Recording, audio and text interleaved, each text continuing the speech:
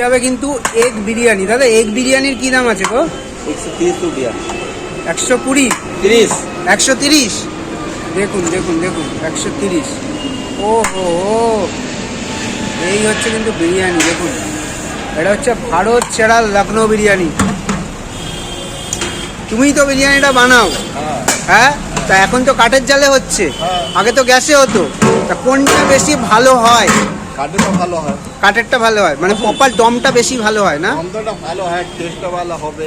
তাহলে কি এখন থেকে কি গ্যাস পাওয়া গেলেও কি কাঠের জালে হবে এরকম চিন্তাধারা? দেখো কাঠে কি হয়, কাঠে তার বাজেটটা বেশি হয়। যখন গ্যাসে কম খরচা হয়, কাঠে একটু বেশি হয়। বেশি খরচা কিন্তু টেস্ট বিরিয়ানি টেস্ট ভালো হবে।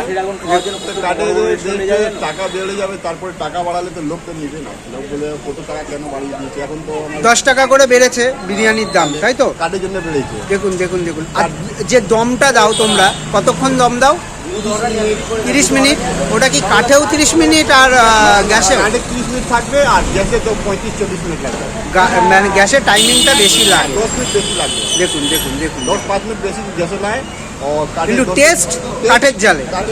আগে বিরিয়ানির মেন খাওয়া হচ্ছে বিরিয়ানি কাঠেই। যে যা চাইছে কাঠ যাওয়ার জায়গায় নেই, তাই জন্য দেশে করছে।